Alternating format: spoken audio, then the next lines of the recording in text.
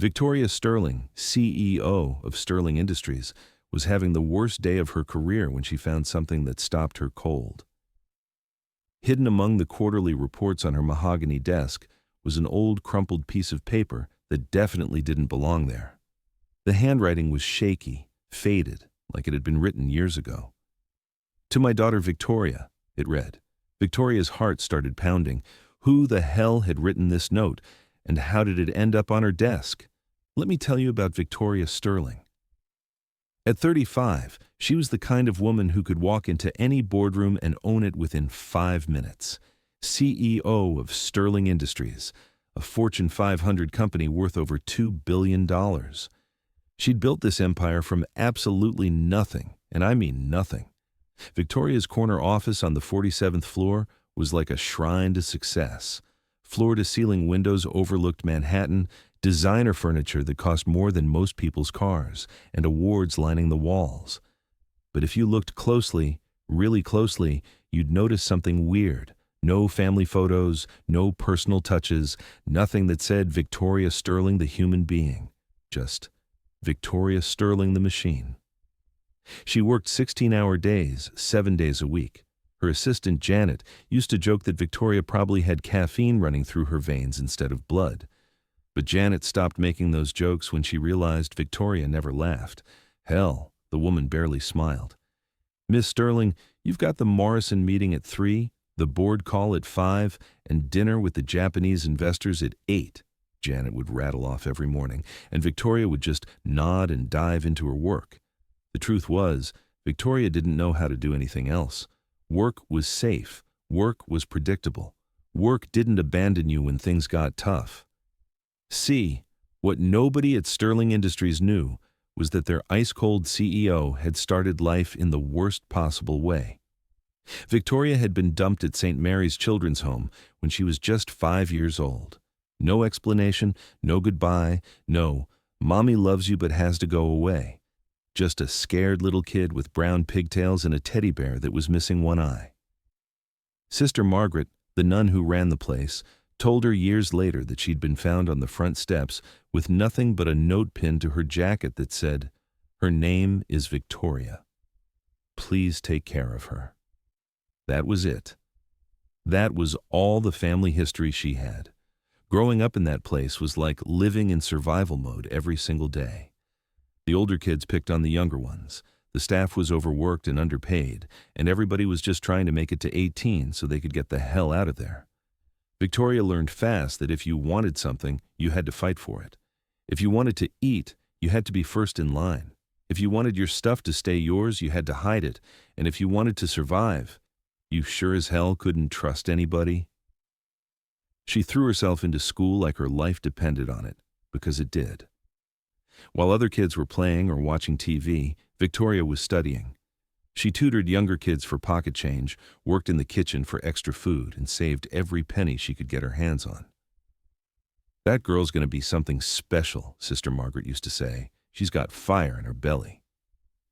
But what Sister Margaret didn't see was the wall Victoria was building around herself, brick by brick, rejection by rejection. Every time a family came to look at kids and passed her by, every time she got her hopes up about maybe getting adopted and it fell through, that wall got a little higher. By the time she aged out of the system at 18, Victoria Sterling was basically a fortress with legs. Now let me tell you about Robert Martinez. Every night for the past 15 years, Robert had been cleaning that 47th floor office. He was the kind of guy you'd walk right past on the street without giving him a second thought. Average height, graying hair, work clothes that had seen better days. But his hands, man, his hands told a story.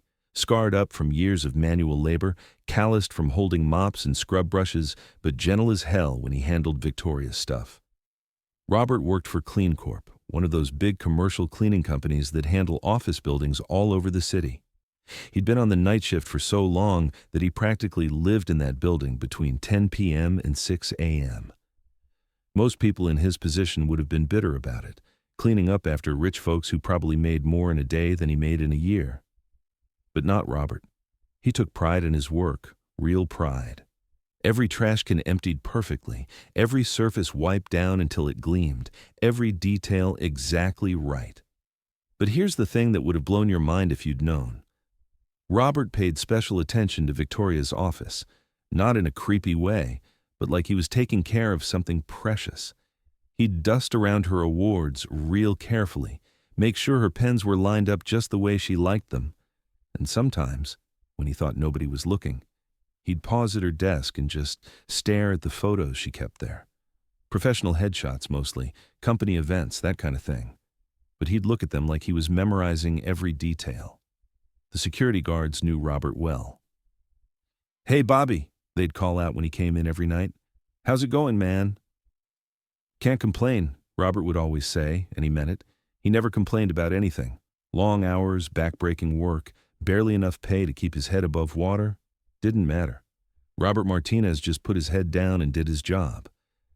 But what nobody knew was that Robert had been carrying around a secret for 30 years that was eating him alive from the inside out. For 15 years, Victoria and Robert had existed in the same space, but in completely different worlds. She'd stay late, working until sometimes 1 or 2 a.m., and he'd work around her. She'd give him a nod when he came in, maybe say good evening if she was feeling particularly social. But that was it. Victoria was always buried in her laptop or on conference calls with people in different time zones. "No, that's not acceptable," she'd be saying into her headset while Robert emptied her trash. "I don't care what the projections say. Make it happen." Robert would listen sometimes, not meaning to eavesdrop, but it was hard not to when you're in the same room.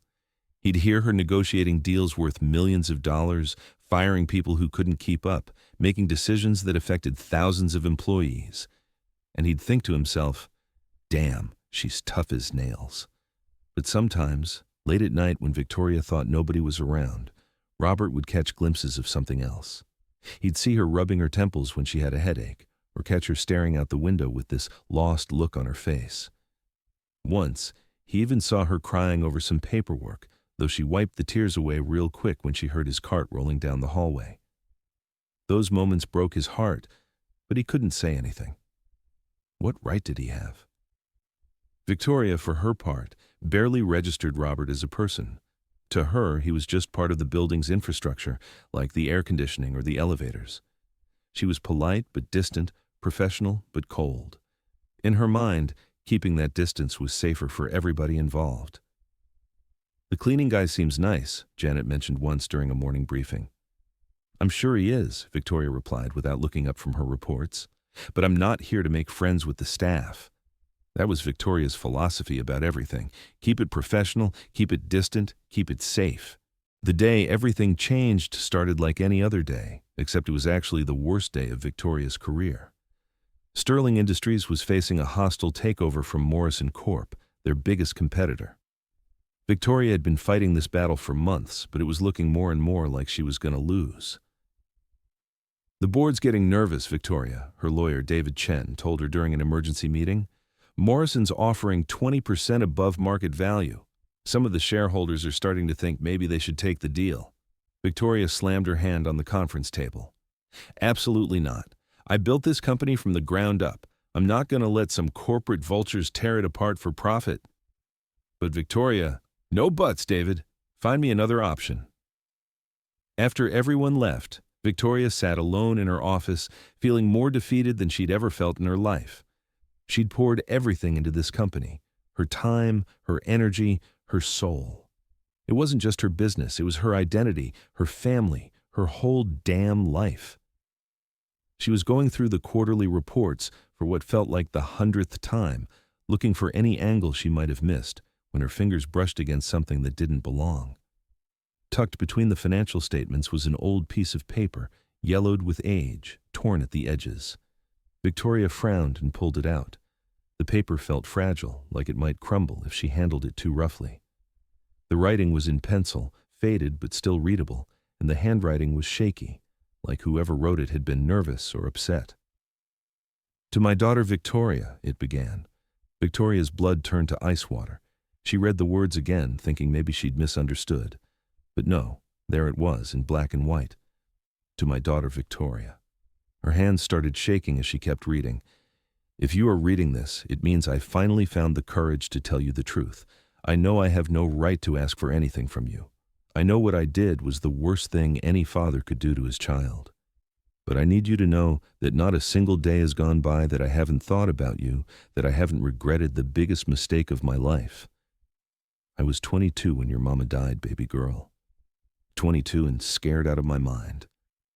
I was working 3 jobs just to pay rent on a 1-bedroom apartment with roaches and a radiator that never worked. I couldn't even afford to keep food in the fridge, let alone take care of a 5-year-old little girl who deserved so much better than anything I could give her. I thought I was doing the right thing when I left you at St. Mary's. I thought somebody else, somebody with money and a nice house and a stable life, would adopt you and give you everything I couldn't. I thought I was being noble, sacrificing my own happiness for yours. But I was wrong, baby. I was so damn wrong. I've spent 30 years trying to find you, trying to work up the courage to face you and ask for forgiveness I know I don't deserve. I took a job cleaning offices downtown because I heard through the grapevine that you worked in one of these buildings. It took me 2 years to figure out which one, and another year to get assigned to the right floor. I've been watching you from a distance, sweetheart, watching you build an empire, watching you become this incredible, powerful woman who doesn't need anybody or anything. I'm so proud of you I could burst, but I'm also so sorry I missed watching you grow up. I don't expect you to forgive me. I don't even expect you to want to see me. But I needed you to know that I never stopped loving you, and I never stopped being sorry. Your father, Roberto. Victoria read the note 3 times before the words really sank in. Roberto. Robert. The janitor who'd been cleaning her office for 15 years was her father. She looked up, her heart hammering against her ribs, and there he was. Robert Martinez, pushing his cleaning cart through her door like he did every night, but this time, instead of barely noticing him, Victoria really looked at him. Same brown eyes as hers, same stubborn chin, same hands. She'd inherited his hands, long fingers that were good at building things. Robert, she called out, her voice coming out as barely a whisper. He froze like he'd been caught stealing something. In all these years, she'd never said his name before. Yes, Miss Sterling? Victoria held up the note with trembling hands. Did you put this on my desk? Robert's face went white as a sheet. For a second, Victoria thought he might deny it, might pretend he didn't know what she was talking about. But then his shoulders sagged like all the air had gone out of him, and she saw 30 years of guilt and regret crash down on him all at once. Yes, he whispered. I did. The silence in that office was so thick you could have cut it with a knife. Victoria stared at this man she'd seen almost every night for 15 years, but had never really seen at all.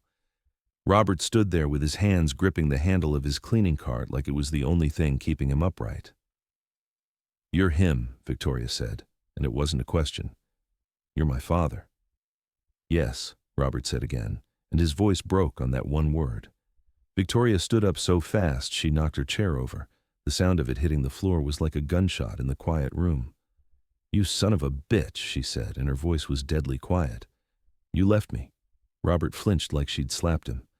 Victoria, don't, she held up her hand. Don't you dare say my name like you have the right to. Robert closed his eyes, and when he opened them again, they were full of tears he wasn't even trying to hide. You left me in that place, Victoria continued, and now her voice was getting louder, all the rage she'd been carrying around for 30 years finally finding a target. Do you have any idea what it was like? Do you know what it feels like to be 5 years old and think you weren't good enough for your own father to keep? Victoria, please. I waited for you, she screamed, and the words echoed off the windows. Every day for years, I waited by that window thinking maybe today would be the day you'd come back for me. Every time a car pulled up, every time the doorbell rang, I thought maybe it was you. Robert was crying openly now, and Victoria felt a sick satisfaction in knowing she was hurting him the way he'd hurt her. I used to make up stories about you, she went on, pacing around the office like a caged animal. I told the other kids that you were a soldier overseas, or a doctor who was too busy saving lives to come get me. I made you into this hero because I couldn't handle the truth, that you just didn't want me." "That's not true," Robert said, his voice thick with tears. "I wanted you every single day. You just what? You just thought it was easier to pretend I didn't exist." Robert wiped his face with the back of his hand. "I thought I was doing what was best for you." Victoria laughed, but there was no humor in it. "Best for me? You want to know what was best for me, Dad?" She said the word like it was poison in her mouth. "Getting beaten up by older kids because I was too small to fight back. Going to bed hungry because the bigger kids took my food. Lying awake at night wondering what I did wrong to make my father throw me away." Robert looked like she was killing him piece by piece, but Victoria wasn't done.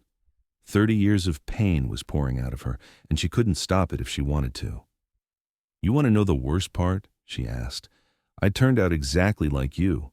I learned that people leave, so I never let anybody get close enough to leave me first. I built this whole empire because I figured if I was successful enough, rich enough, powerful enough, maybe I'd finally be worth something. Maybe I'd finally be worth keeping." "Victoria, you've always been worth everything," Robert said desperately. "You've always been the most important thing in my life." "Bullshit!" Victoria slammed her hand on her desk. "If I was so important, why didn't you fight for me? Why didn't you try to get me back when you got your life together?" Robert looked like he was struggling to find the words. "I did try. When you were 7, I got a better job, saved up some money and went back to St. Mary's. But they told me you'd been adopted by a family in Connecticut. They said you had a new life, a better life, and it wouldn't be fair to disrupt it." Victoria stared at him. "I was never adopted." "What?" "I was never adopted," she repeated. "I aged out of the system when I turned 18. I lived in that place for 13 years, and nobody ever wanted me." Robert's face went gray. That's not possible. Sister Margaret told me. Sister Margaret lied to you. Or maybe the paperwork got mixed up. I don't know. But I was never adopted, Dad. I was never rescued. I saved myself." Robert sank into a chair like his legs couldn't hold him up anymore. Oh my God, what have I done?" Victoria watched him fall apart, and for a second she almost felt sorry for him. Almost. "You want to know what I think?" she said. "I think you knew exactly where I was. I think you've been watching me for 15 years, too chicken to actually talk to me, letting me think I was completely alone in the world." "I wanted to tell you," Robert said, looking up at her with desperate eyes. "Every night I wanted to tell you. But look at you. You're successful, you're powerful, you've got everything. What right did I have to mess that up with my guilt and my mistakes?" The right of a father who supposedly never stopped loving his daughter. Robert stood up slowly, like an old man, even though he was only in his early 50s. "You're right. You're absolutely right. I was a coward then, and I've been a coward ever since. I was so afraid of facing what I'd done that I just let it go on and on." Victoria crossed her arms over her chest, protecting herself the way she'd learned to do when she was 5 years old. "So what now? You finally grew a conscience and decided to ease your guilt by writing me a letter." "I'm dying, Victoria." The words hit her like a punch to the gut. "What?" "Lung cancer. The doctors say I've got maybe 6 months, probably less." Robert's voice was steady now, resigned. "I couldn't go without telling you the truth. I couldn't die knowing you thought I never loved you." Victoria felt like the floor had disappeared under her feet. "You're lying." Robert pulled a folded piece of paper from his back pocket and handed it to her. It was a medical report from Mount Sinai Hospital. Stage 4, lung cancer, terminal. Victoria stared at the paper, her hands shaking again. "This doesn't change anything." "I know. You can't just show up 30 years later and expect me to forgive you because you're sick." "I know. I hate you." Robert nodded. "I know that too." Victoria turned away from him and walked to the window, looking out at the city lights. Manhattan at night was beautiful. Millions of people living their lives, chasing their dreams, building their own empires. From up here, they all looked so small, so insignificant. I used to think about this moment, she said, without turning around. Finding you, I mean. When I was a kid, I had this fantasy that you'd come back and explain everything, and it would all make sense somehow. What did you think I'd say? Victoria let out a bitter laugh. That you were undercover with the FBI, or in witness protection, or kidnapped by the mafia, anything except the truth, that you just gave up on me. I never gave up on you, baby girl. Victoria spun around.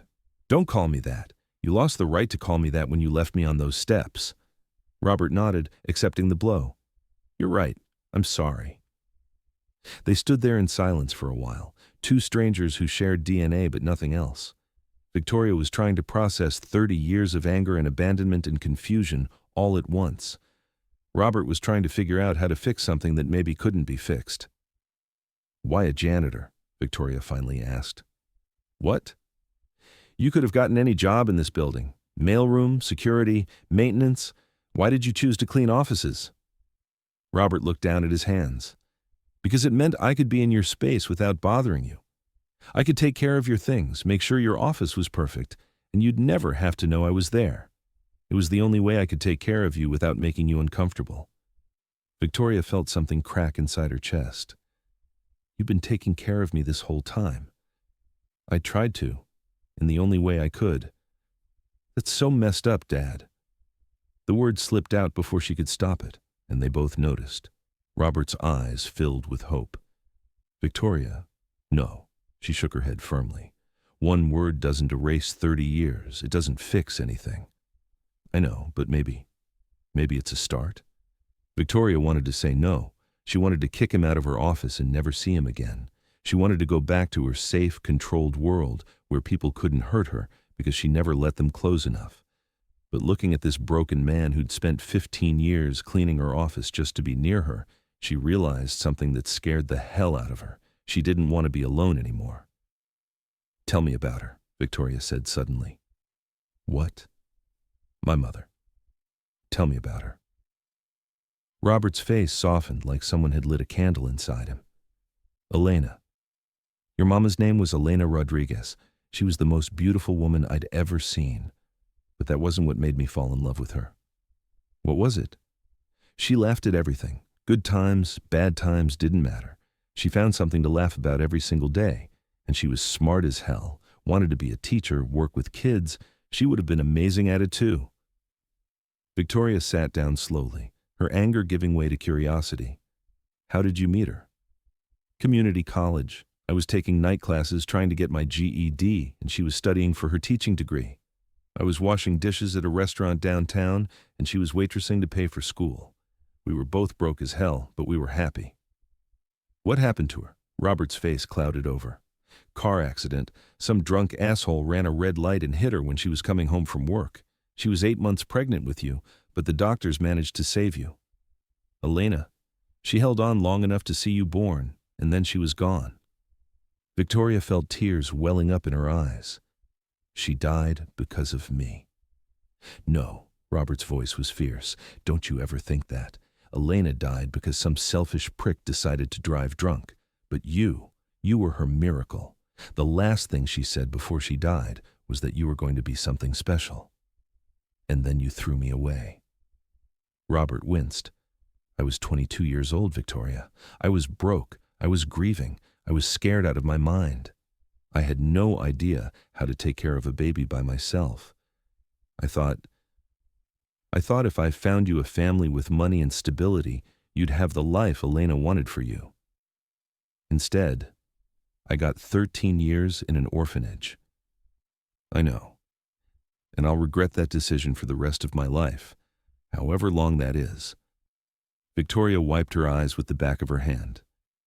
Why didn't you ever try to contact me after you found out where I was? Because look at what you built, Robert said, gesturing around her office.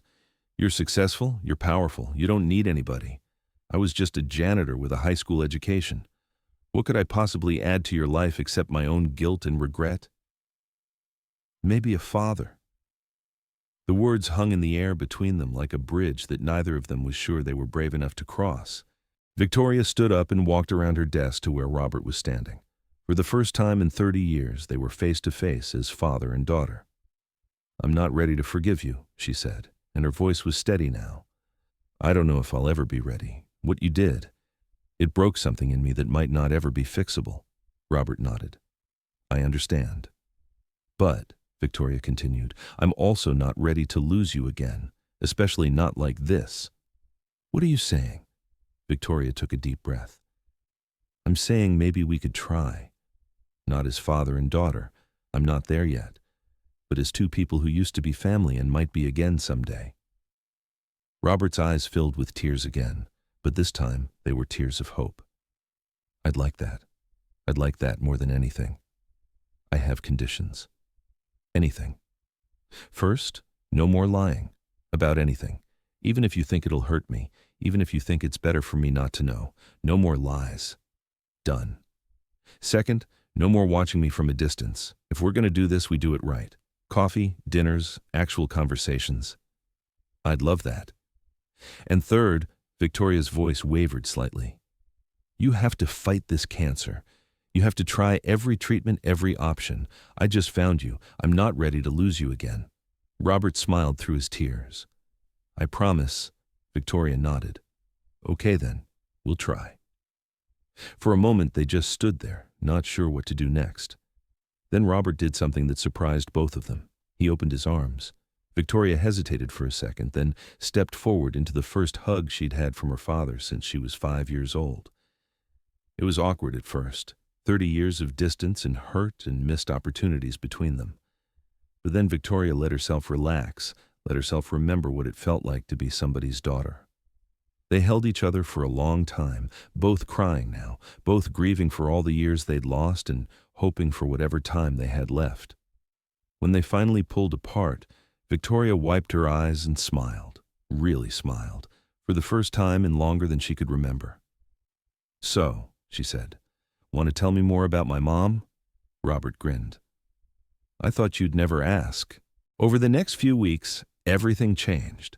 Victoria started leaving work at reasonable hours so she could have dinner with Robert. She learned that her mother had wanted to name her Elena Victoria Rodriguez Martinez, but the hospital had only put Victoria on the birth certificate. She learned that Robert had kept every newspaper article about Storie Industries, proud of his daughter's success even though he couldn't share it with anyone. Robert started cancer treatment at Sloan Kettering. Victoria went with him to every appointment, holding his hand during the scary parts and taking notes when the doctors explained treatment options. She hired the best oncologist in the city and made sure Robert had everything he needed. It wasn't easy. There were days when Victoria's anger flared up, when the hurt was too much and she needed space. There were days when Robert was too sick from chemo to do anything but sleep. But they kept trying, kept building something new from the wreckage of what should have been. Victoria also started changing at work. Her employees noticed that she seemed softer somehow. She started learning people's names, asking about their families, saying thank you instead of just moving on to the next task. "You seem different lately," Janet commented one day. "Happier," Victoria smiled. "I found something I didn't know I was looking for." The hostile takeover attempt fell apart when Victoria managed to secure funding from a group of investors who believed in her vision for the company. She was stronger now, more confident, because for the first time in her life, she had someone in her corner who wasn't going anywhere. 6 months after that night in her office, Robert's cancer went into remission. The doctor said it was unusual, but not unheard of. Sometimes the will to live was stronger than the disease. "I had something to fight for," Robert told Victoria when they got the good news. "I had my daughter back." Victoria hugged him tight. "Yeah," she said, "you did." Victoria stood at the window of her office, but she wasn't alone anymore. Robert was there too, not as the janitor, but as her father. She'd hired him as a facilities consultant, partly because she wanted him nearby, and partly because after 30 years of watching over that building, he knew it better than anybody. "You know what I was thinking about today?" Victoria said. "What's that, baby girl?" Robert had earned the right to call her that again. "I was thinking about that note you left me. You said you thought somebody else would give me everything you couldn't." "I remember." Victoria turned to smile at him. You were wrong about a lot of things, Dad. But you were right about that. Somebody did give me everything I needed. Who? You did. Just 30 years late. Robert laughed. He had inherited Elena's gift for finding joy in everything. Better late than never, right? Right. They stood together, father and daughter, looking out at the city that had brought them back together. Victoria had learned that family wasn't just about blood or DNA or shared history. Family was about showing up even when it was hard. Family was about forgiveness, even when it hurt. Family was about never giving up on the people you love, even when they'd given up on themselves. And sometimes, if you were really lucky, family was about finding each other again, even after 30 years in the dark. Sometimes the people we need most are right in front of us, and we just don't see them. Sometimes healing takes 30 years, and sometimes it starts with a single conversation. Family isn't perfect. It's messy and complicated and full of mistakes. But love, real love, finds a way. What do you think about Victoria and Robert's story? Have you ever had to forgive someone who hurt you deeply? Share your thoughts in the comments below, and don't forget to subscribe for more stories about the power of family, forgiveness, and second chances.